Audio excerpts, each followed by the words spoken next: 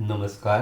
आपण ऐकत आहात प्राध्यापक वदी कुलकर्णी यांनी ज्ञानेश्वरीवर दिलेल्या व्याख्यानांचे वाचन. ज्ञानेश्वरी एक अपूर्व शांतिकथा, पुष्प 8. काल आपण कुंडलिनी योगासंबंधी बोललो. कारण पतंजल योग हा गीतेमध्ये ओझरता आला असला तरी ज्ञानेश्वरांनी एवढं ओझरतो स्थान पातंजल योगाला दिलेलं नाही. 12व्या अध्यायाच्या प्रारंभी जेवढा भाग आपल्याला भक्ती मार्गासाठी आवश्यक आहे तेवढा मी सांगेन. आता जो 7वा अध्याय सुरू आहे तिथपासून एक वेगळी निष्ठा मांडली जाते. निष्ठा म्हणजे मोक्षाकडे जाण्याचा मार्ग. या अर्थाने निष्ठा शब्द येतो. सांख्यनिष्ठा, योगनिष्ठा वगैरे. आणि तो म्हणजे भक्तीचा मार्ग आहे. सामान्यतः गीतेच्या 18 अध्यायांची विभागणी पहिले 6 अध्यायात हे कर्मयोगपर, नंतरचे 6 अध्यायात भक्तियोगपर, शेवटचे 6 अध्यायात हे ज्ञानयोगपर असे मानण्यात येतात. हे ढोबळमानानं खरं आहे. ढोबळमानानं याचं कारण एवढंच आहे की ह्या तशा निष्ठा एकीहून दुसरी तोडून अलग करून मांडलेली नाही. हा काही अध्यात्माचा सोपपत्तिक असा ग्रंथ नाही. त्यामुळे इथे संवादातून, एकमेकाच्या बोलण्यातून हे सगळं सरमिसळ होत आलेलं आहे. आणि सरमिसळ झालं म्हणून गोंधळलं नाही. परस्पर ते पुष्टीदायक आहे हे आपण पाहत आलेलो आहोत. त्यामुळं असं म्हणायचं की इथून पुढे भर हा भक्ती मार्गावर आहे एवढं आपल्याला म्हणता येईल. कारण काय असावं? विषयाचं प्रतिपादन असं होत चाललेलं आहे या संसारामध्ये. तसं सुख नाही. सुखाबरोबर दुःख येतं आणि ते दुःख जास्त राहतं. काय करावं? मोकळं व्हावंसं वाटतं. म्हणून मग ज्या इंद्रियाच्या मार्फत ही सुखदुःखाची संवेदना येते ती इंद्रिय आपण स्वाधीन ठेवावीत म्हणजे सगळं भागेल. मग जितेंद्रियता कशी येते? मग स्वधर्म निष्काम कसा होतो? असं हे विवेचन सगळं चालू आहे. योगानं हे पूर्ण साधतं असा हा 6वा अध्याय सांगतो. भगवानाने तिथं ते स्पष्ट केलं. पण योगाचा मार्ग किती कठीण आहे ते आपण काल पाहिलं. सामान्य माणसाला हा योगाचा मार्ग स्वीकारता येणं अवघड आहे. कुंडलिनी जागृत केली जाते असं पुष्कळ लोक सांगतात. काही अधिकारी व्यक्ती दृष्टीपातानं कुंडलिनी जागृत करून देतात. पण त्या गोष्टी इतक्या सोप्या नाही. क्षणभर तसं जाणवलं तरी आयुष्यभर त्याचं दुःख भोगावं लागतं. त्यामुळे हे जे मोह असतात या मार्गातले सुद्धा त्यांचा फेरविचार करावा लागतो. म्हणून कुंडलिनी किंवा पातंजल योग असो त्याने अत्युच्च समाधान जरी प्राप्त होत असलं आणि ज्ञानाची अंतिम अवस्था लाभत असली तरी तो आपल्या आटोक्यातला मार्ग नाही. प्रापंचिकासाठी तो सांगितलेला आहे हे खरं आहे. पण तरी सुद्धा तो आटोक्यातला नाही हे जागोजाग ध्वनित झाले. काही ठिकाणी स्पष्ट झाले. मग अशांच्यासाठी मार्ग कोणता हा प्रश्न उपस्थित होतो. मग पहिल्या 2-3 अध्यायामध्ये मधून मधून गुरुच्या शक्तीने हे होत असं सुचवलेलं आहे. म्हणजे भक्ती मार्गाचा बीज रूपाने का होईना त्या ठिकाणी प्रवेश करून दिलेला आहे. 7व्या अध्यायामध्ये सुरुवात होते ती तशीच. आपण या जगात राहतो आणि हे पाहतो की हे जग आपण पाहतो ते आज असतं आणि उद्या नाही. एक येतं निघून जातो. त्याचा शोक आपण करतो. तेवढ्यात आपणच निघून जातो. तेव्हा पुढे एक जाय दुजा शोक वाहे ही जी अनुभूतीची साखळी आहे ती आपण पाहतो. वस्तूंच्या बाबत पाहतो, व्यक्तीच्या बाबत पाहतो, सृष्टीच्या बाबत पाहतो आणि हेही पाहतो की नष्ट झालेली सृष्टी पुन्हा उभी राहते. म्हणजे संवारणी आहे, उभारणी आहे सृष्टीची हे आपण पाहतो. म्हणजे नित्य नाही, अनित्य आहे, नाशवंत आहे, पण पुन्हा जिवंत होणार आहे. नाशवंत कशाला म्हणायचं, जिवंत कशाला म्हणायचं हा प्रश्न येतो. मग एकदा हे कोडं सुटलं की मग जे नाशवंत नाही तिथं आपण मन स्थिर करावं. योगापेक्षा काही वेगळ्या मार्गानं हे सांगण्यासाठी त्याची तात्विक बैठक 7व्या अध्यायामध्ये आहे. 7व्या अध्यायाला ज्ञान विज्ञान योग असं म्हटलेलं आहे. ज्ञान म्हणजे काय, विज्ञान म्हणजे काय हे अर्जुना मी तुला समग्रने सांगतो असं पहिल्या श्लोकामध्ये म्हटलेलं आहे. जे माझ्यावरती पूर्ण श्रद्धा ठेवून येतात, माझ्याच ठिकाणी ज्यांनी आपलं मन जळवून ठेवलेलं आहे, मय्यासक्त मन असा शब्द आहे. आणि मदाश्रय, ज्यांनी माझा आश्रय केलेला आहे अशा व्यक्तींना मी समग्र सांगणार आहे. अशाच व्यक्तीला का आणि दुसऱ्या व्यक्तींना का नाही? देव या ठिकाणी भेद करतो की काय असं आपल्या मनात येईल, तसं ते नाही. ऐकण्याची ज्यांची मनस्थिती आहे त्याला सांगितलं तर त्याचा उपयोग होतो. दगडावर पाऊस पाडून त्याचा उपयोग होत नाही. जमिनीवर पाऊस पडला तर ती ओली होते आणि मग बीजाला अंकुर फुटू लागतात. म्हणून ज्याला ती उत्कंठ आहे, त्याशिवाय मला सुख होणार नाही अशी तळमळ आहे, अशा ठिकाणी 2 थेंब जरी पडले पर्जन्याचे तर ते फलरूप होतात. म्हणून त्याने हे म्हटले, मय्यासक्त मन जे आहे आणि मदाश्रित जे आहे त्यांच्यासाठी मी आज सांगणार आहे. असंशयम समग्र, तुझ्या मनात संशय राहणार नाही आणि ते समग्र संपूर्ण सांगणार आहेत. माझ्याजवळ काहीही राखून ठेवणार नाही असं म्हणून सांगायला सुरुवात केलेली आहे. तर गीतेमध्ये आणखी काही स्पष्टीकरण दिलेलं नाही. ज्ञानेश्वरांनी काय जोडले ते पहा. ज्ञानेश्वर म्हणतात की सांगण्याची गरज आहे आणि यांना उत्कट आहे की आपण तरुण जावं. हे सगळे मुमुक्ष आहेत, म्हणजे मुक्त व्हावं असं ज्यांच्या मनामध्ये आहे असे हे सगळे लोक आहेत. पण त्यांना मुमुक्षपण जे अंतर्यामी असलं तरी मुमुक्ष व्हावं कसं हे माहीत नसल्यामुळे ते भवसागर तरुण जाण्यासाठी आले. हाक मारतात पण हातात ओंजळीत पाणी घेऊन पोहण्याचा प्रयत्न करतात असं त्यांनी म्हटले.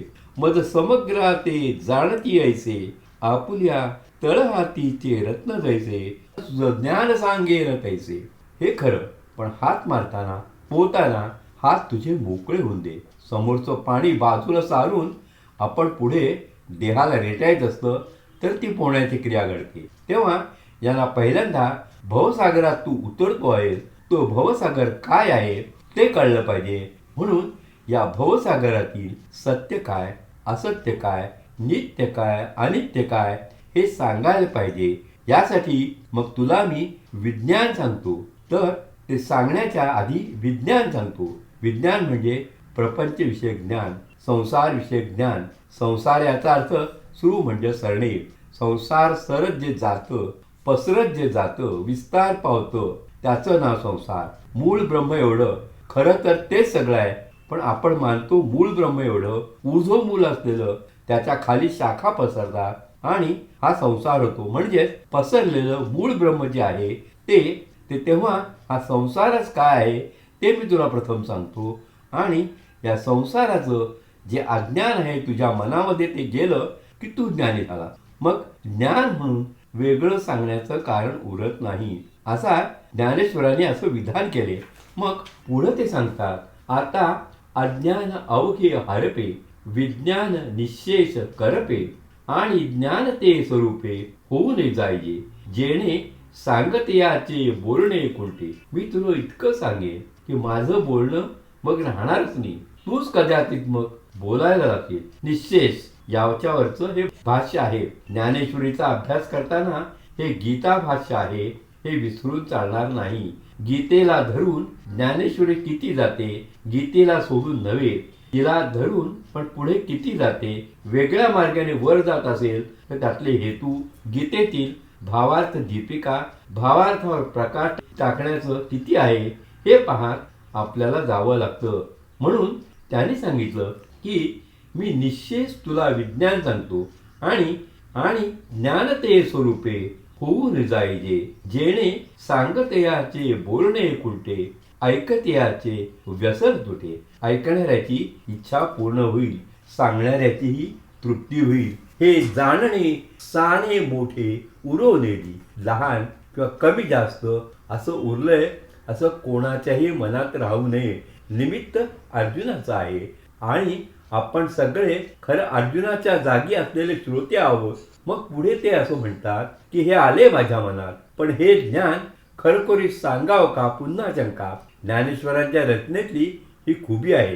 ते प्रश्न उपस्थित करतात, शंका लगेच उपस्थित करतात. पुन्हा नाही, पण हे बरोबर नाही, आहेच तुझ्या मनात उत्कंठा, मी सांगतोच असं ते मानसिकदृष्ट्या आपली उत्कंठा चालवतात, आपल्याला खेळवतात आणि खेळवता खेळवता पुढे बोलतात आणि मग असं म्हणतात की हो हो येतात खरं सगळं ऐकायला, टिकतात किती हा प्रश्न असतो. म्हणून पैगा मनुष्याच्या सहस्रचा माझी विपायले यांची एक दिवसा तैसे या दिवसे करा बहुअसा माझी विरळा जाणे.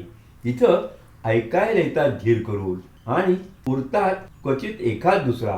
काय दृष्टांत दिलाय त्यांनी? दृष्टांत असा दिलाय की राजाला सैन्य उभं करायचे, तर सैन्यामध्ये एकाहून एक शूर पुरुष आले पाहिजे म्हणून तो निवड करतो. त्यातले खरे योद्धे कोण, खरे शूर कोण अशी निवड करत करत तो सैन्य उभं करतो. म्हणजे हजारातून एखादा, शंभरातून एखादा की 10तून एखादा काय त्याला मिळेल ते सगळं सैन्य यातून पुन्हा उभं केलेलं सैन्य जेव्हा युद्धाला जातं तेव्हा युद्ध खेळतात किती, समोर जातात किती, मागे राहतात किती, आणखी मागे जातात किती, हे सगळं पाहावं लागतं. आणि तिथे घाव सहन करून वीरश्री मिळवून आणून देणारे किती असतात हे खरे वीर.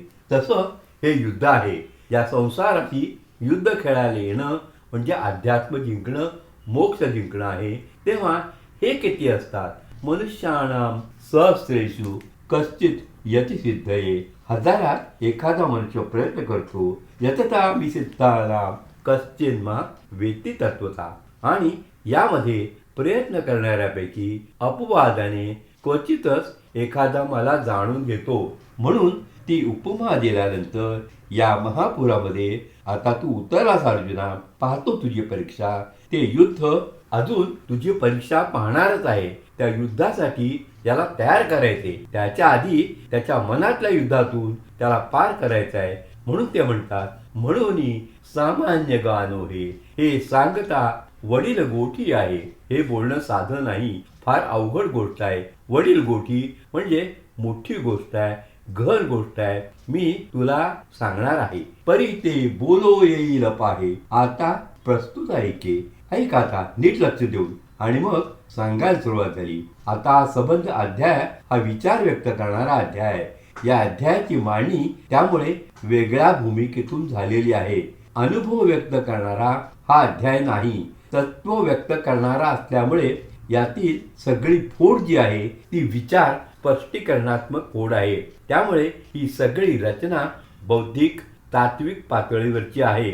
इथे फारसा भावनोद्रेकाला वाव नाही. अनुभव कथनामध्ये सांगणारी व्यक्ती त्या आपल्या व्यक्तिनिशी उभी राहत असते. ज्ञानेश्वर आपण असे अनुभवले. इथे ज्ञानेश्वर आता तसे अनुभवता येणार नाही, पण ज्ञानेश्वरांच्या मधला तत्वज्ञ आणि तत्व प्रतिपादक कवी म्हणून आपल्याला हा आता अध्याय पाहायला लागेल. हे सारे एवढ्यासाठी मी सांगतोय की मला अनेकदा सुचवले की ज्ञानेश्वरीचं वाङ्मयीन रूप काय आहे ते आम्हाला समजावून घ्यायचं आहे.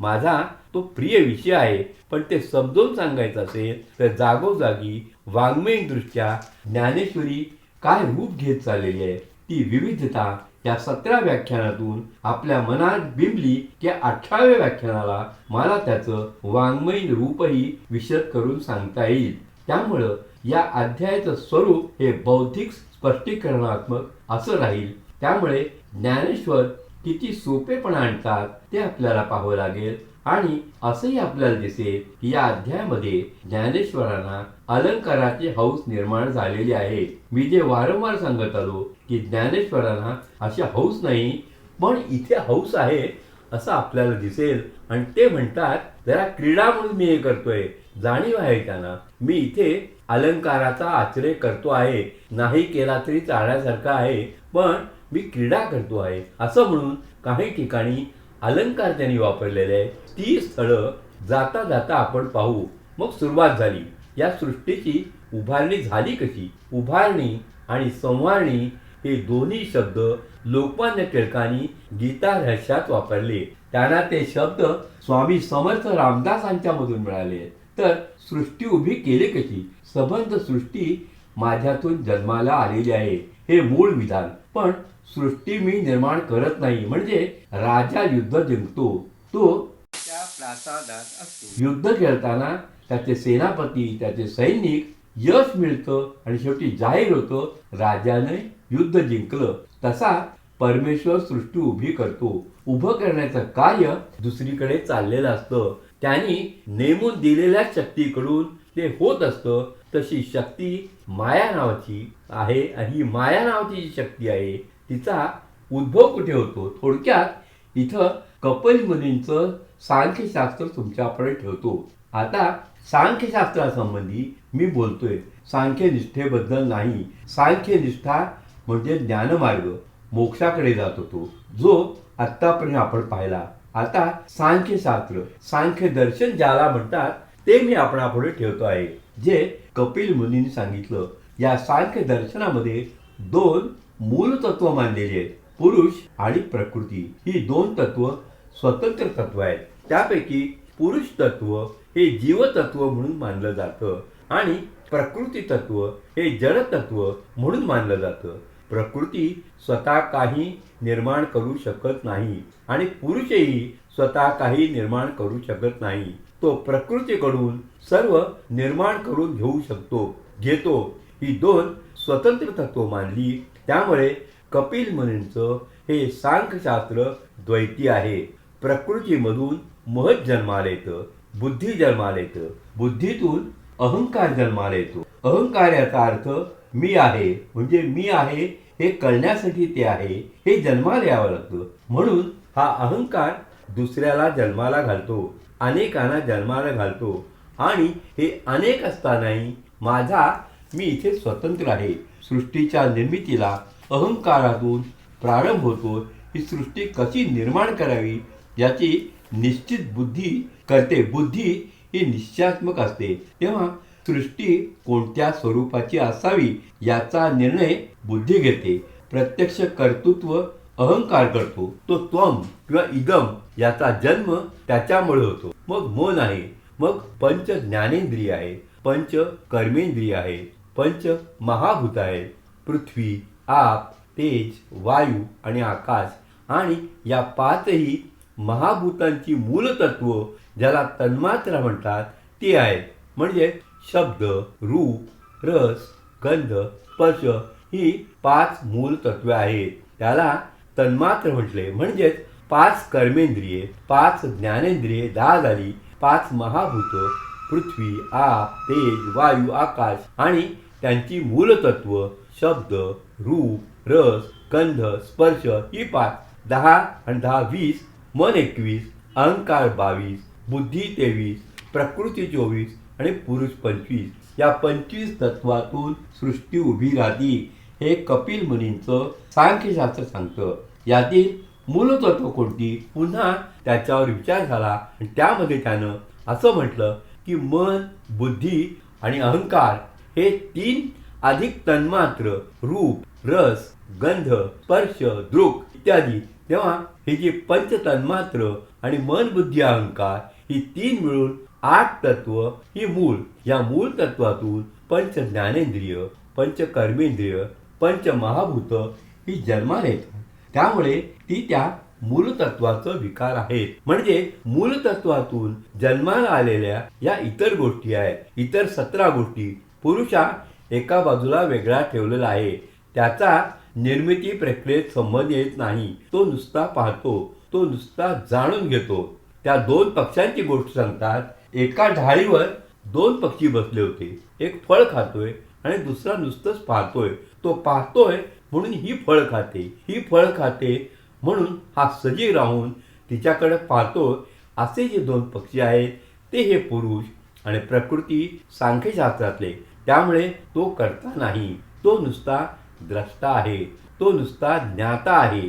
कार्य करण्याचं जे काही आहे ते प्रकृतीकडे आहे. म्हणून प्रकृती तिनं बुद्धीला घेतलं, निश्चयात्मक बुद्धा जवळ, बुद्धीनं अहंकाराला घेतलं. अहंकारातून मग हे सबंध विश्व निर्माण झालं. हे निर्माण होण्यासाठी ही मूलतत्व कोणती? ही पंचतन्मात्र, ही जी 8 तत्व आहेत ज्याला अपरा प्रकृती असं म्हणतात किंवा अष्टधा प्रकृती म्हणतात. ही 8 प्रकारची प्रकृतीची 8 विभागात्मक जी रचना आहे ती पहिल्यांदा सांगितली. भूमी, आप, अनल, वायू, खम म्हणजे आकाश, मनोबुद्धीर एवच, अहंकार की अष्टधा प्रकृती. आता ही अष्टधा प्रकृती आहे ती अपर आहे. तिच्यातून हे सगळं विश्व निर्माण व्हायचं आहे. ही जरा गौण आहे. तर मग पराप्रकृती, श्रेष्ठ प्रकृती कोणती? श्रेष्ठ प्रकृती म्हणजे तो जीव, पुरुष हा जो आहे तो जीवस्थानी असलेला तो तिथं आहे.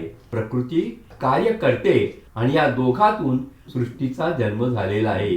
गीतेनं सृष्टीच्या उभारणीपुरतं हे कपिलाचं सांख्यशास्त्र घेतलेलं आहे. गीता द्वैती नाही, अद्वैती आहे. प्रकृती आणि पुरुष यांच्यावर पुरुषोत्तमाची स्थापना गीतेने केलेली आहे. 15व्या अध्यायात तो येईल. पुराण पुरुषोत्तम योग. तेव्हा पुरुषोत्तम हा मूळ, त्याच्या ह्या दोन शक्ती प्रकृती आणि पुरुष, त्या दोन्हीमध्ये प्रकृती ही जास्त क्रियाशील, तिलाच माया असं आपण तात्पुरतं म्हणू. तात्पुरतं मी का म्हणतोय?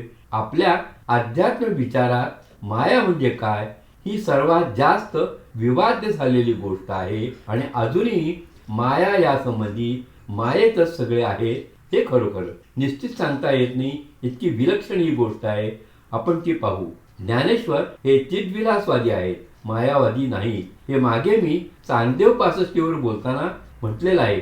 पण हे म्हणत असताना मायावादी असूनही चिद्विलासवादी आहेत असं म्हणायचं असतं. ते काय आहे ते 15व्या अध्यायाच्या वेळी मी बोलेन. इथं तूर्त आपण असं गृहीत धरू की ही जी माया आहे ती शक्ती आहे त्या पुरुषोत्तमाची. आणि आता इथे पुरुषोत्तम शब्द तूर्त वापरायला हरकत नाही. आपण तो मदतीला घेऊया. आणि ही माया ही सृष्टी निर्माण करू लागली. अष्टधा प्रकृती, अपरा प्रकृती, परा तिच्यावरती तो पुरुष. आणि या सर्व सर्जनाला प्रारंभ तिथे झाला. मायेसंबंधी ज्ञानेश्वर इथे स्वच्छ लिहितात. त्यांनी आक्षेप घेतलेला नाही मायेवरती. गीतेवरती आपण भाष्य करीत आहोत, त्यामुळे गीतेतल्या संज्ञा गीतेच्या अंगाने सुस्पष्ट करणं ही पहिली जबाबदारी भाष्यकारावरती असते. नंतर ती जबाबदारी जर स्वीकारली तर ती अशी असते की या संज्ञा या अर्थात नाही, वेगळ्या अर्थानं आहेत हे सांगण्याची. आणि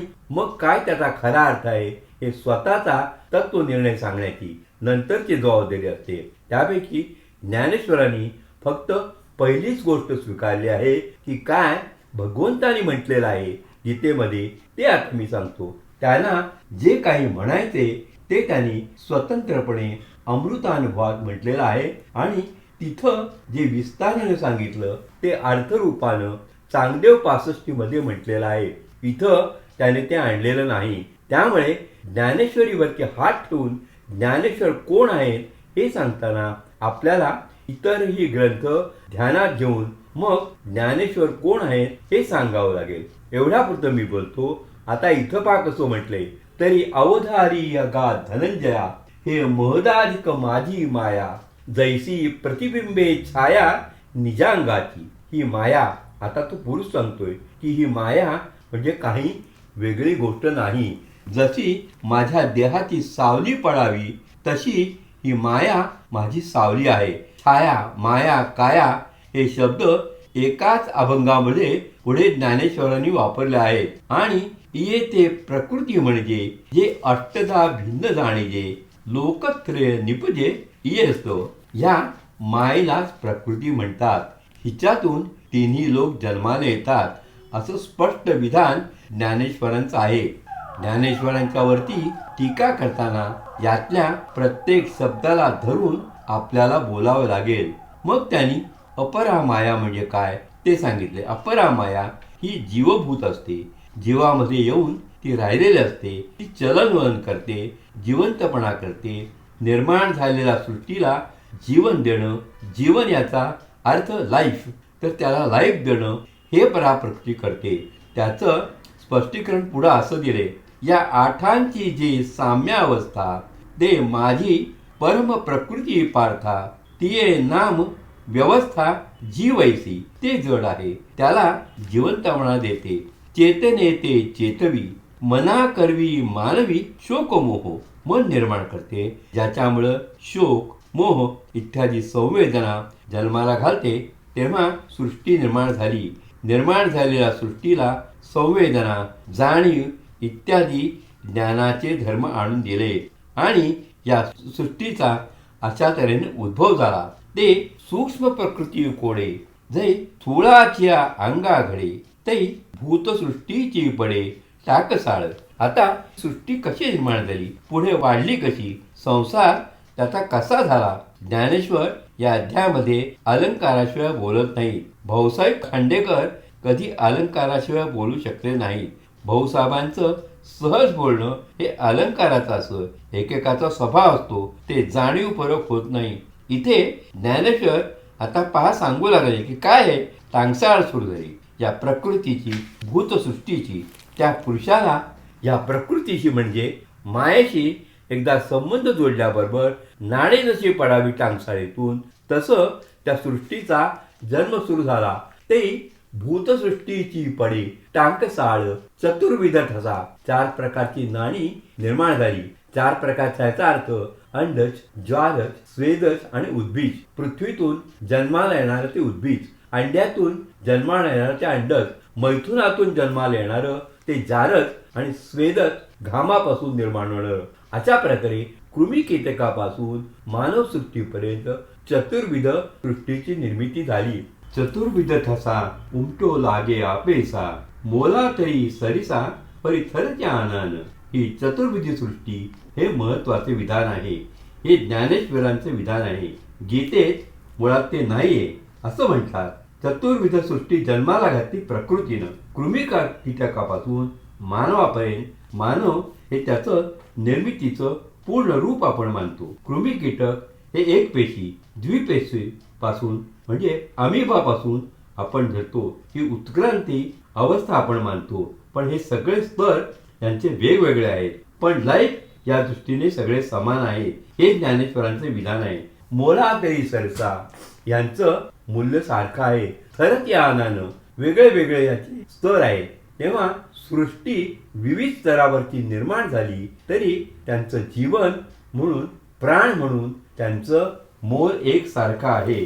म्हणून मुंगी दिसली की चिरडायची नाही, पान दिसलं की चुरगळायचं नाही, फूल दिसलं गुलाबाचं की पाकळ्या तोडून तोंडात गुलकंद करायचं नाही. तो का नाही करायचा, याचं कारण आहे की हे स्तर वेगळे आहेत, पण प्राण म्हणून ते समान आहेत, तुमचे आणि त्यांचे. होती 84 लक्ष वगैरे वगैरे तपशील आहे. आणि मग आणखी खूप विस्ताराने टांगसाळ कशी चालू आहे ते सांगितलंय. 5-6 अध्याय आहेत त्याच्यावरती. आणि ज्ञानेश्वर स्वतःच आता आनंद उपभोगतात. आपल्या अलंकार सृष्टीचा हा एक अनुभव बघण्यासारखा असतो. लेखकाच्या बाबतीत, वक्त्याच्या बाबतीत, चित्रकाराच्या, कलाकाराच्या बाबतीत पुष्कळ नट आपल्या अभिनयाचा आस्वाद घेता घेता अभिनय करत असतात. आपल्याला पत्ता नसतो, पण कधी ध्यानात येतं की ही इज एन्जॉईंग हिमसेल्फ. तर ही गंमत इथे आहे. आणि मग ते म्हणतात, असो हे रूपक असो, नको आता हे रूपक फार मी लांबवत नाही. सांगो उघड जायचे परी येसो, सोप्या शब्दात सांगतो असं म्हणून ते सोप्या शब्दात सांगायला जातात. आणि मग नामरूपाचा अतिसो प्रकृतीचं कीजे साध्या शब्दात सांगतात की या सृष्टीमध्ये वेगवेगळी रूपं आली, आकार आले वेगवेगळे, म्हणून त्यांना वेगवेगळी नावं आली. हे आहे, याला एक नाव आम्ही दिलं, हे दुसरं दिसतं, याला एक नाव दिलं, अशी नावं आली. आकार वेगळे आले, नावं वेगळी आली आणि नामरूपात्मक सृष्टी विविध अशी इथे पसरली. मुळामध्ये ती प्रकृती होती, तिच्या मागे शक्ती त्या पुरुषाची होती. आणि गीतेच्या दृष्टीने पुरुषोत्तम मूळ तत्व ब्रह्म हे त्याच्या मागे आहे. मग आता ही जर सृष्टी अशी आहे, आपल्या पुढे दिसते, रोज अनुभव आपण तिचा घेतो, ही मायेतून आली. आणि माया नमक जर काही नाही, मुळात थोडंसं मायेचं जरुरी पडतं. मी स्पष्टीकरण करतो. माया ही शंकराचार्यांनी मानलेली गोष्ट आहे. विश्वाची निर्मिती जर करायची असेल तर परमेश्वर आपली एक शक्ती मानतो, तिचं नाव माया आहे. ही का आहे, का नाही, नाही का आहे, सत असत, मग नाही आणि आहे, आणि आहे आणि नाही, मग काय आहे आणि नाही, यापेक्षा ती थोडीशी वेगळी आहे. सत असत विलक्षण, मग कशी आहे सांगा ना. अनिर्वचनीय, सांगता येत नाही. ही मायेची व्याख्या. किंवा सत असत विलक्षण अनिर्वचनीय जे आहे त्याचं नाव माया. अशी एक शक्ती, आणि ती कार्य करायला लागते. तेव्हा मुळात जी नाही पण निर्मितीप्रती उभी केलेली आहे. जसं कॅटलायझर असतो की ऑक्सिजन तयार करायचा आहे, तो कमी वेळात कमी इंधनात तयार व्हावा म्हणून आणखी एक पदार्थ त्याच्यामध्ये टाका. त्या पदार्थामुळे ही क्रिया ताबडतोब होऊ लागते. त्या पदार्थावर काहीही परिणाम होत नाही. तो पदार्थ आहे तसाच राहतो, पण त्याच्या अस्तित्वामुळे प्रक्रियेला वेग येतो. तसं माया नामक एक काहीतरी प्रकृतीला घ्यावं लागतं. हा पुरुष तिला ऍक्टिव्ह करतो, क्रियाशील बनवतो आणि सृष्टीचा जन्म होतो. आपल्याला काम करायचं असेल तर आपण ओळखीच्या माणसाकडून काम करून घेतो. ओळखीचा माणूस किंवा कोणाचं तरी पत्र तशी माया आहे. माया घेऊन गेली की सृष्टीची उभारणी झाली. म्हणून नामरूपाचा अतिशो प्रकृतीच कीजे. ही प्रकृती तसं करतं, मुळात ती नाही. त्याचं स्पष्टीकरण ज्ञानेश्वरांनी असं दिलंय की हे रोहिणीचे जळ. माया म्हणजे मृगजळ आहे, रोहिणीचे जळ. उन्हाळ्यामध्ये रोहिणी नक्षत्रामध्ये सर्वात जास्त कडक ऊन पडतं आणि सर्वात जास्त कडक ऊन पडलं की माळ रानावरती हवेत अशा लाटाच्या लाटा निघून जातात आणि ते मृगजळ दिसायला लागतं. इतकं की झाडाची प्रतिबिंब त्यात पडलेली दिसतात. ज्यांनी ही माळ रानं उन्हाळ्यात पाहिली असतील त्यांना हा अनुभव असेल. इथं आपल्याला काहीच अनुभवू शकत नाही. शहरामध्ये धड सावली नसते, धड ऊनही नसतं, कोंडमार असतो, धूर असतो भरपूर. पण हे रोहिणीचं मृगजळ हे एखादी नदी झुळझुळ वाहते असं पाहायला मिळते खेडेगावामध्ये. ते रोहिणीचं मृगजळ ही माया आहे. तयाचे पाहता येई जे मुळ, ते रोहिणीचे जळ पकडता येणार नाही, त्याचा कुंभ भरून घेता येणार नाही. पण हे आलं कुठून, जे नाही ते आलं कुठून, हे सगळे प्रश्न ज्ञानेश्वर मांडतात कसे ते पहा. ज्ञानेश्वरामधला अनुभव इतका स्वच्छ आणि पक्का आहे. निसंशय जेव्हा मनुष्य असतो तेव्हा त्याच्या वाणीला अडथळा येत नाही. मग शब्द मिळतात तेव्हा ते असं म्हणतात की ते पाणी नाही मुरगळल्याचं. मग आलं कुठून हा प्रश्न येतो. कुठून आलं पाणी? जर नाही तर आलं कुठून हा प्रश्न तुम्ही उभा करता आणि ते म्हणतात ते शोधून काढता येईल. सूर्यापासून ते आहे, तो तिथं आहे. कडक ऊन तो इथे सोडतो आहे. हवा तापते आहे, विरळ होते, वर जाते, खालची अजून तापायची आहे. म्हणून हे सगळं चालू आहे. इथं करंट्स, कन्व्हेक्शन्स, करंट्स आपण ज्याला म्हणतो ते ह्याचं मूळ कुठे आहे? तिथे आहे. तेव्हा हे सबंध जग नसलेला मायेनं उभं केलं म्हणजे उभं झालंच नाही. त्या मृगजळासारखं आहे, पण त्याचं उत्पत्ती स्थान ब्रह्म आहे. म्हणून हे रोहिणीचं जळ तयाचे पाहता येई जे मूळ, ते रश्मी नेवती केवळ होय ते भानू. दिसणारे जे प्रकाश किरण आहेत त्याने ते जन्माला घातलं नाही. प्रकाश किरणाला जन्म देणारा तो जो भानू तो तिथं आहे. तेव्हा मध्ये येणारी प्रकृती, प्रकृतीनं घेतलेलं मायेचं रूप, हे सगळे दे आर ऑल एजंट्स. खरा तो. म्हणून हे रोहिणीचे जळ तयाचे पाहता येईल जे मूळ, ते रश्मी नव्हती केवळ होय ते भानू. तयाचे परी कीर्ती या प्रकृती झालीये सृष्टी. त्याप्रमाणे या सृष्टीचा जन्म झालेला आहे, उभारणी झालेली आहे. सुवर्णाचे मणी केले, ते सोनियाचे सुती बोवले, तैसे म्या जग धरिले सबाया. भगवान सांगतात की सृष्टी मायेने निर्माण केली असली ती माया ही माझी शक्ती आहे, माझी सावली आहे. तिने ती केली याचा अर्थ मीच ती केली. आणि मी कसा आहे म्हणून उपमा. सोनं आहे, त्याचे मणी केले आणि सोन्याच्या सूत्रात ते गुंफले. इथून तिथून सोनंच आहे. एकमेकांमध्ये दिसायला मणी वेगळे असतील कारण आणखी तिसरा कोणीतरी असेल, पण कोण प्रकटला आणि त्याला प्रकट करण्यासाठी असणारं उपादान द्रव्य मूळ कोणतं तर मीच आहे. सुवर्णाचे मणी केले, ते सोनियाचे सुती होविले, तैसे म्या जग धरिले सभा या भंत. बाह्य आणि आत. आपण बाह्य जग पाहतो, आतलंही जग पुन्हा तो मीच आहे. आतमध्ये मी, बाहेर मी. आता हे पुढे सांगायचं आहे. सभाय अभ्यंतर हे 7व्या अध्यायामध्ये येते. पुढच्या श्लोकात असं म्हटलं आहे की जे पंचतन्मांत्र सुरुवातीला आपण पाहिलं त्याचा उल्लेख येतो की मी कोण आहे. मी पाण्यातला रस आहे, मी चंद्र सूर्यातला प्रकाश आहे, मी आकाशातला शब्द आहे, मी पृथ्वी तलातला गंध आहे. पृथ्वीचं तत्व गंध आहे आकाशाचं तत्व शब्द आहे. सूर्य वगैरे हे याचं मूळ तत्व प्रकाश प्रभा आहे. पाण्याचा मूळ तत्व रस आहे. असा मी आहे. जीवना सर्व भूतेषु, सर्व भूतांच्या ठिकाणी असा मी येऊन राहिलो.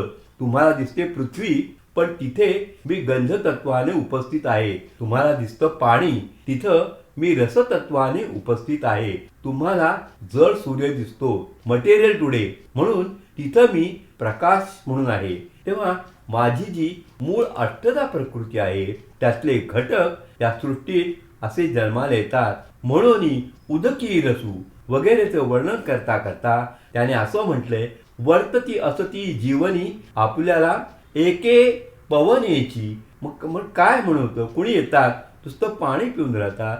आता तपस साधना करणारे हे अष्टधा प्रकृतीतून जन्माला आलेल्या सृष्टीतल्या पदार्थावर कसे जगतात त्याचं वर्णन आहे. एके पवनेची प्रीती, एके तृणास्तव जिती, एके अन्नाधारे राहती जळे एके. ऐसे भूतप्रतियानान जे प्रति वसे दिसे जीवन, ते आघवा ठाई अबन्न मीच एक. हे सगळे मला स्वीकारतात. पाणी पितात म्हणजे मला स्वीकारतात. अन्न स्वीकारतात म्हणजे मलाच स्वीकारतात. हवा घेतात म्हणजे मलाच घेतात. कारण हे सगळं जे आहे ते मीच आहे. तेव्हा मीच सर्व सृष्टीमध्ये भरलेला आहे. आणि पुढे विस्ताराने त्यांनी वर्णन केले की आदिचे अवसरे विरुढे गगनाचे अंकुरे, जे अंती गेले अक्षरे प्रणव पेटीची. आकाशातून शब्दा व्यक्त आहे. आकाश तसं अव्यक्त आहे, सूक्ष्म आहे म्हणून अव्यक्त आहे. पण आकाश निर्माण ज्यातून झालं ते तर पूर्णपणे अव्यक्त आहे. तेव्हा त्या पूर्ण अव्यक्त ब्रह्मातून थोडस व्यक्त झालेलं सूक्ष्म आकाश, या सूक्ष्म आकाशातून स्पष्ट व्यक्त झालेला ओंकार हा नाद. हा ओंकार नाद जो आहे तोही पुन्हा आकाशात लुप्त होतो. आकाश त्या ओंकार नादासह त्या ब्रह्मात लुप्त होतं. ही उभारणी, ही संवारणी सदैव चालू आहे. त्याचा अनुभव इथे आपण घेत असतो. जो अप्रवृत्तींचा आव्हाटा सांडूनी विधीच्या निघे वाटा, देवीची नियमाचा देवटा सवे चाले. हे ज्याला कळलं की मी जे अनुभवत आहे ते या काळातलं अंतवंत अनुभवत आहे. ज्याला अंत आहे विनाशही, ते मी आता अनुभवतो आहे. पण मी अनुभवतो आहे विनाशी, भोगतो आहे त्यातला अविनाशी. हे ज्याला कळलं तो चालला ज्ञानाकडे, तो चालला मोक्षाकडे. म्हणून त्याच्या हातात दिवटा पाहिजे ज्ञानाचा. तो त्याने असं म्हटले की अपप्रवृत्तीचा आव्हाटा, इंद्रिय आणि मन यांची शुद्धी झाली पाहिजे. आडवाटा सगळ्या ज्या आहेत, मनाला खेचून घेणाऱ्या, इंद्रियांना खेचून घेणाऱ्या, त्या आडवाटा बंद केला पाहिजे. त्या सांडून टाकून देऊन विधीच्या निघे वाटा, जे विहित कर्म आहे त्याच्या रस्त्याने गेलं पाहिजे. हातामध्ये काय घेतलं पाहिजे? नियमाचा देवटा. हे विहित कर्माचं जे म्हणून सूत्र आहे त्याची मशाल घेऊन तुम्ही चाला, म्हणजे तुम्ही बरोबर तिथे जायचंय, तिथे जाऊ शकाल. मग काय होईल? जो श्रुती गौरवाच्या मांडवी, कामसृष्टीचा वेलू वाढवी, जर्व कर्मफळेची पालवी, अपवर्गी टेके. असं होईल की तुम्ही जे जे कर्म कराल ते कर्म वेलासारखं वाढत जाईल. आणि तो वेल कुठपर्यंत जाईल? अपवर्गापर्यंत, म्हणजे मोक्षापर्यंत तो जाईल. गगनावरी वेल जातो, मोगरा फुलतो, गगनावेरी जातो. याचा साधा अर्थ हा, इथं आलेलं प्रत्येक कर्म हे मोक्षाला जाऊन पोचतो. आणि ते मोक्षाला जाऊन पोचल्यावर त्या कर्माची फळं की अनंत असतात. कळ्या इतक्या येतात, जितक्या वेचाल तुम्ही त्याचं दुप्पट तिप्पट कळ्यांचा बहरू अखंड असतो. ते त्याचं बीज तुम्हाला इथे सापडेल की श्रुती गौरवाच्या मांडवी, त्या मांडवावरती कामसृष्टीचा वेलवाढी. तुमची इच्छा निष्फळ निराभान पद्धतीनं जर तुम्ही व्यक्त केल्या आणि काम केलं तर तो मांडव अपवर्ग म्हणजे मोक्षाला जाऊन भेटतो. ऐसा नियतू का कंदरपू, जो भूताया बीज रूप. तेव्हा तुम्ही कर्म सोडायचं नाही, कर्म करायचं आहे, पण धर्म सोडायचा नाही. धर्माला अविरुद्ध राहील अशी कर्म जर तुम्ही कराल तर तुम्ही मोक्षापर्यंत सहज जाऊ शकाल. ही प्रकृतीच तुम्हाला तिकडे नेईल, कारण तिच्या मागे मी उभा आहे आणि तुमच्या शेजारी तुमचा सद्धर्म उभा आहे. ये चैव सात्विका भावा, हे जे सात्विक भाव आहेत त्याने हे कर्म करा. कारण सात्विक भाव, राजस भाव आणि तामस भाव या तिन्हींचाही करता पुन्हा मीच आहे. थोडंसं तात्विक सांगतो. ज्या वेळेस या मूलतत्वानं ब्रह्मानं असं ठरवलं सृष्टी जन्माला घालायची, त्यावेळेस त्यांनी 5 कर्तृत्वाची जबाबदारी स्वतःवरती घेतली. मी ही सृष्टीची निर्मिती करतो, निर्माण केलेल्या सृष्टीचं संरक्षण करतो, धारण करतो. या सृष्टीला तिचं काम संपलं की पुन्हा विलीन करतो. म्हणजे सृष्टी आहे, तिची धृती आहे, स्थिती आहे, तिचं विलयाचं कार्य आहे. पण मध्येच मी या सृष्टीवरती आवरण घालतो आणि ती झाकून टाकतो. लोकांना वाटेल की सत्य काय आहे ते त्यांना शोधून काढायला मी लावीन विधान, मी झाकून ठेवीन. मग लोक गोंधळ की सत्य गेलं कुठं. असा गोंधळ झाल्यानंतर मी काय करीन? अनुग्रह करीन, त्यांच्यावरती मी कृपा दाखवीन आणि त्यांना म्हणेन हे झाकण काढा, लाटांचं झाकण काढा आणि समुद्र पहा. कारण झाकण नावाचं नसतंच. तेव्हा हे विधान म्हणजे खरोखरीच आच्छादन नव्हे, पण मायेचं आच्छादन. ते काढण्यासाठी मी अनुग्रह करीन, त्यांना मूळ सृष्टी दाखवीन. म्हणजे मूळ जे मी आहे तेच त्यांना पाहायला मिळेल. तेव्हा मूळ सृष्टी निर्मिती करताना ही पंचकृत्य त्या शिवानं म्हणजे मूळ ब्रह्मानं स्वतःवरती घेतलेली होती. म्हणून त्याने सांगितलं की भूताया बीजरूपू तो मी म्हणे बापू योगियांचा. तेव्हा या सगळ्या गोष्टीला मी आहे. कर्तृत्व फक्त प्रकृतीकडे दिलेलं आहे.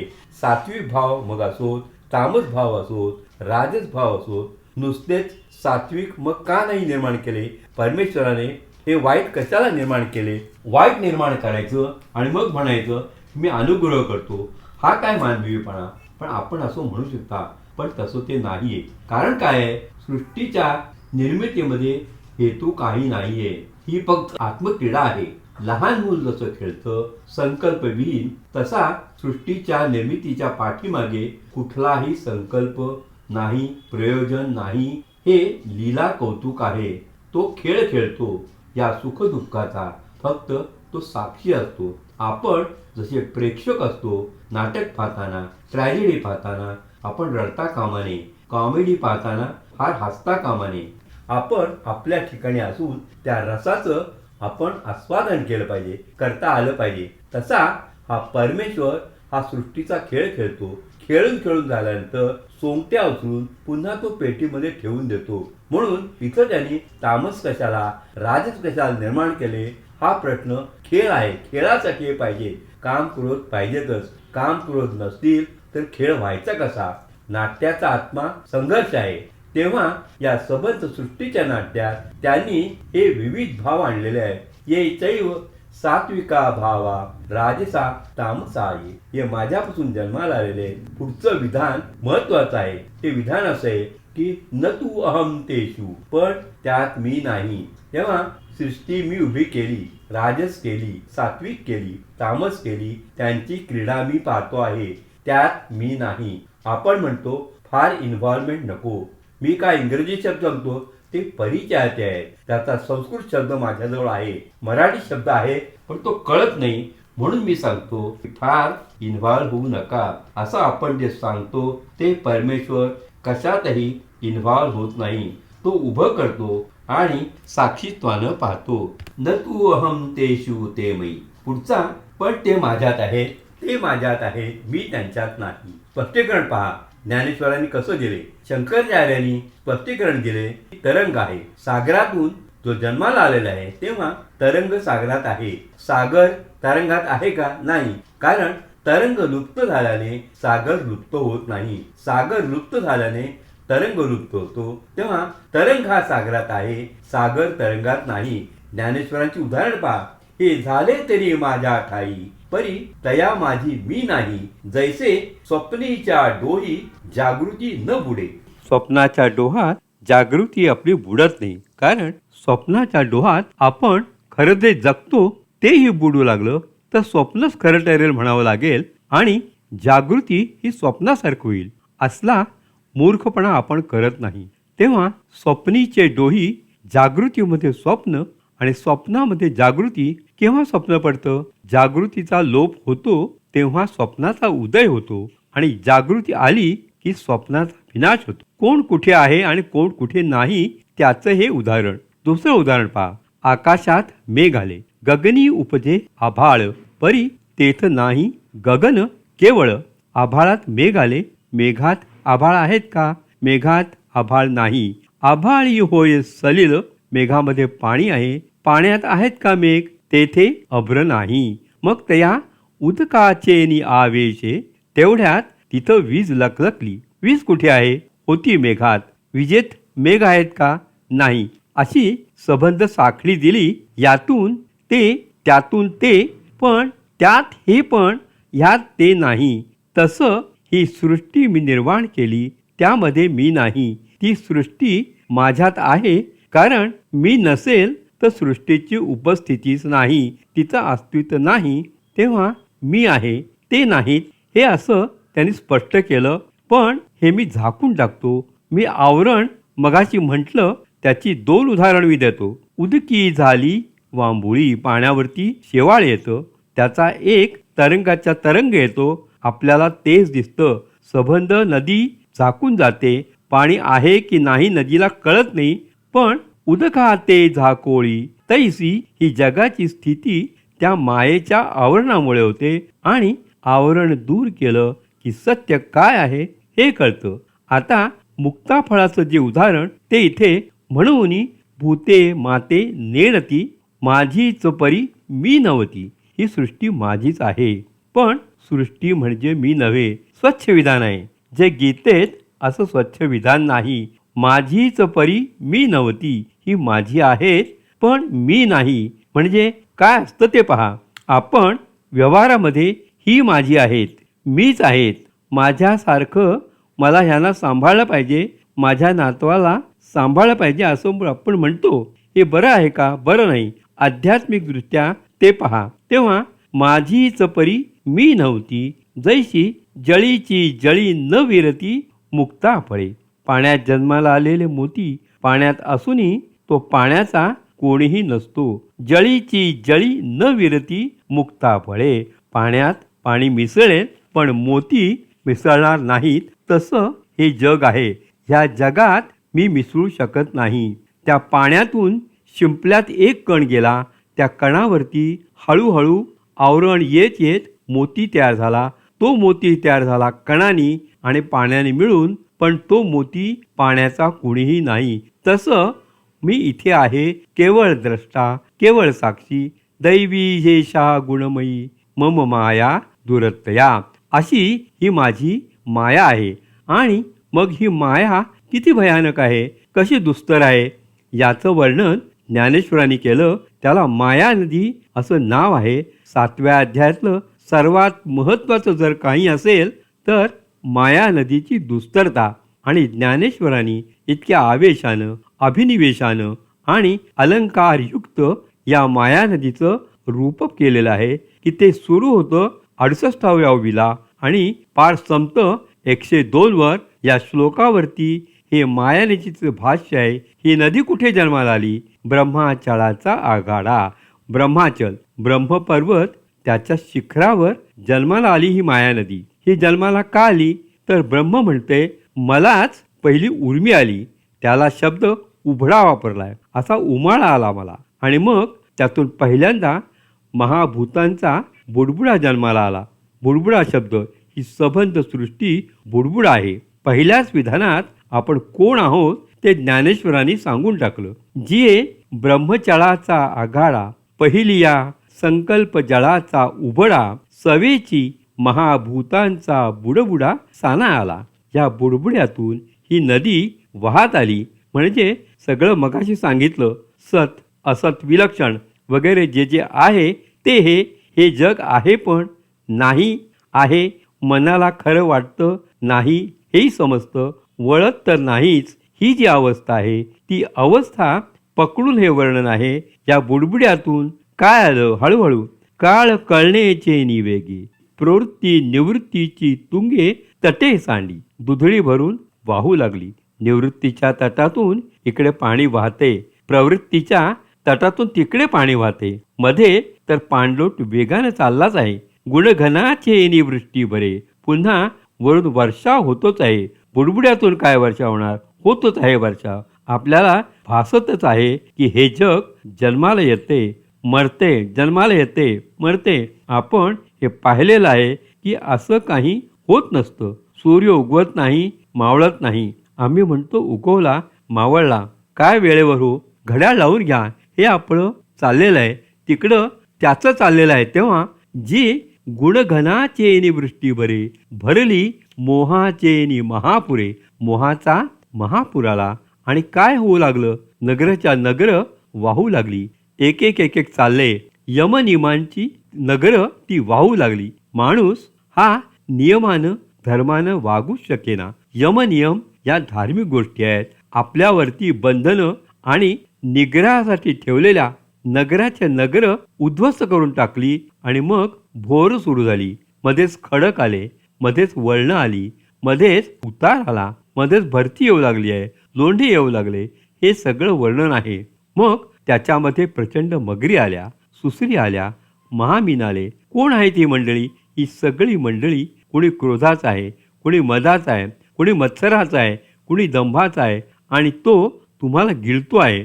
असं एक सलग विस्तृत असं रूपक महानदीचं तिचा प्रचंड वेग, तिचं विराट स्वरूप, ती सदैव भरून वाहते आहे. त्यामुळे उद्ध्वस्त करत निघालेली तिची जी शक्ती विनाशिनी या सगळ्यांनीशी तिचं चित्र उभं केलेलं आहे. वाङ्मयीन दृष्ट्या याचा सूक्ष्म अभ्यास करण्यासारखा आहे. त्यात सर्वात तापदायक काय आहे? इतकं हे भयानक तिची रूप असता मध्येच एक मोहक रूप येतं. रतीची आ बेटा, मध्येच एक रतीचं बेट लागतं. कामवासना तृप्त करून देणारं ते बेट लागतं. त्या बेटावर थांबावंसं वाटतं.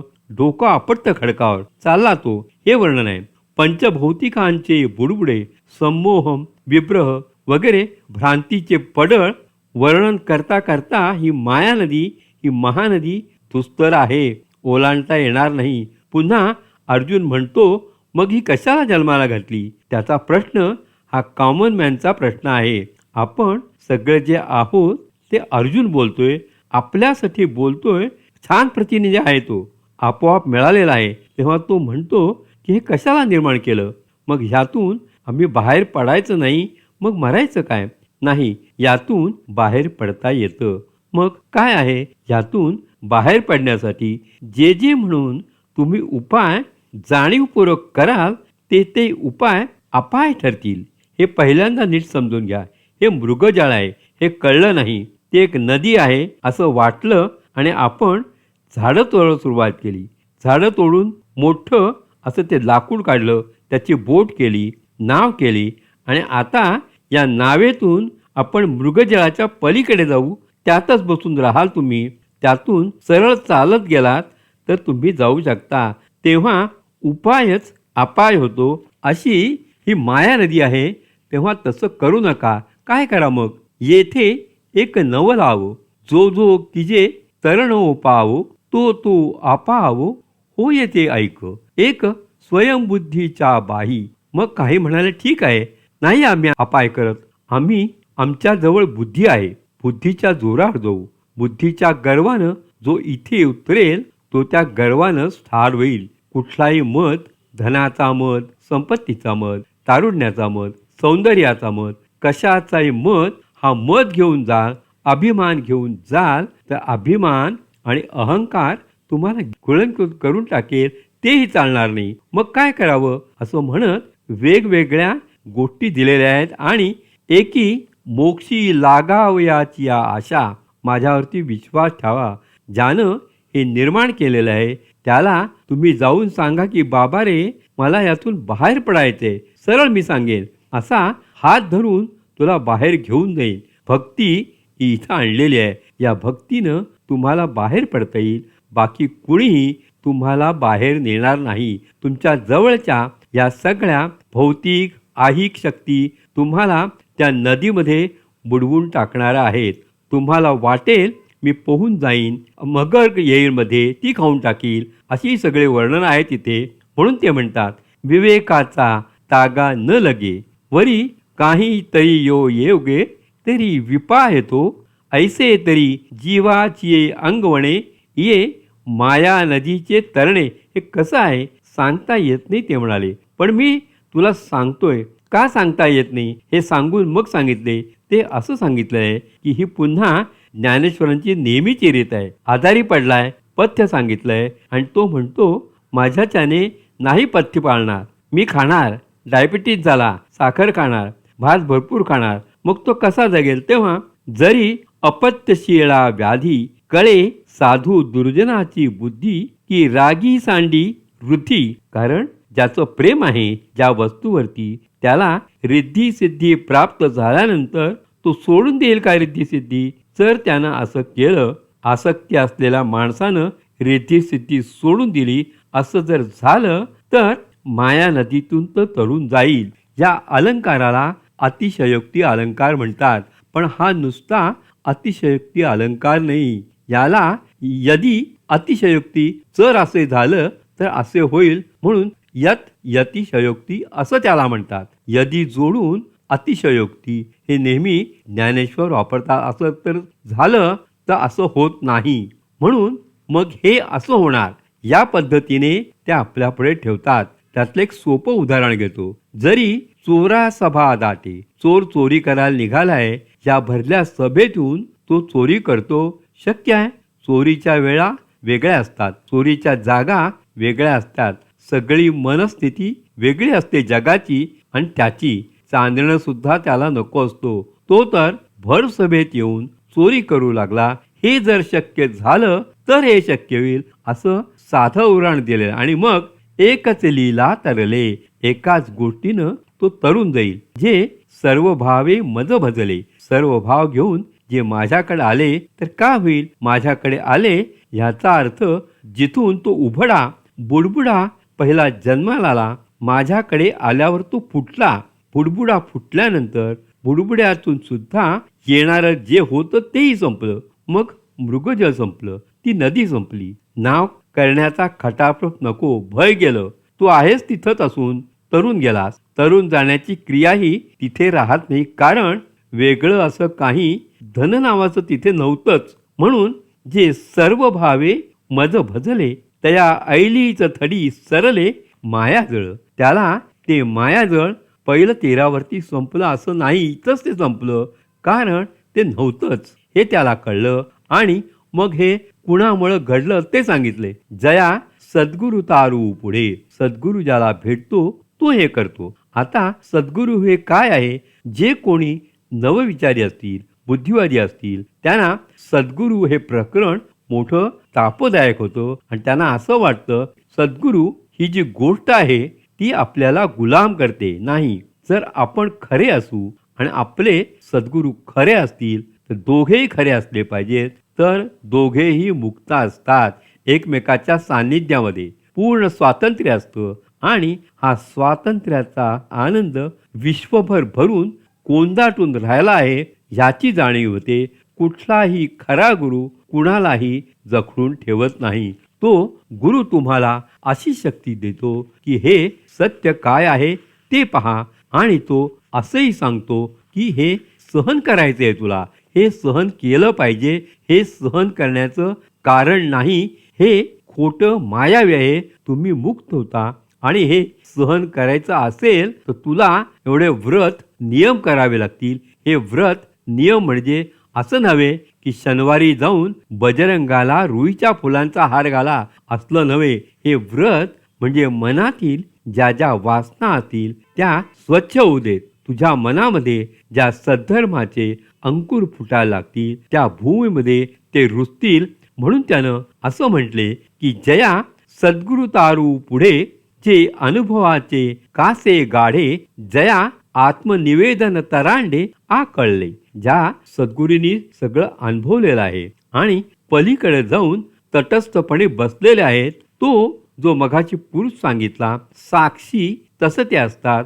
ते तुमच्या कुठल्याही गोष्टीमध्ये उतरत नाहीत. ते पाहतील, पाहणार नाहीत, पण त्यांनी सगळं पाहिलेलं असतं तुमचं. त्यांना आतून सगळं कळलेलं असतं.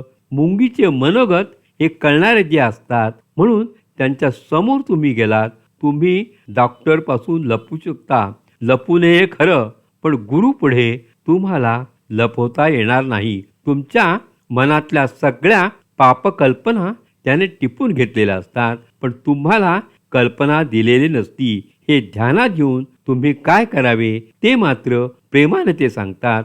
याला मात्र पराधीनता आणि गुलामगिरी म्हणायची असेल तर व्याख्या बदलाव्या लागतील. ही मनाची मोकळीक मिळते आणि आपल्या वर्तनात आपल्याला कळतं की काय मनपरिवर्तन, हृदय परिवर्तन होत आहे. हे कळलं की समजावं गुरुकृपा झाली. गुरुकृपा नावाचं आणखीन काही वेगळं नसतं. पुष्कळ लोक विचारतात गुरुकृपा, गुरुकृपा काय आहे? गुरुकृपा याचा अर्थ सात्विकतेकडे मनाचा अखंड प्रवास चालू राहतो आणि या प्रकाशामध्ये आपली पावलं पडत जाणं याचं नाव गुरुकृपा. माया संपली तिथे. माया नदी जन्मालाच आलेली नाही, त्यामुळे त्या भोवऱ्यात आपण सापडत नाही. आपण मुक्त असतो. ते उपरीतीच्या वावी सेलत, सोहम भावाचेनी थावे पेलत, आणि मग तो मीच आहे असं म्हणून आपण इथे प्रवास करू लागतो. तो जो मुख्य श्लोक आहे की वासुदेव सर्व इदम, हे सर्व वासुदेवमय आहे. या अवस्थेला जेव्हा आपण येतो तेव्हा ते सगळं सांगेन. 8व्या अध्याय त्याला जोडूनच आहे, तोही मी घेईन. ओम शांती शांती शांती.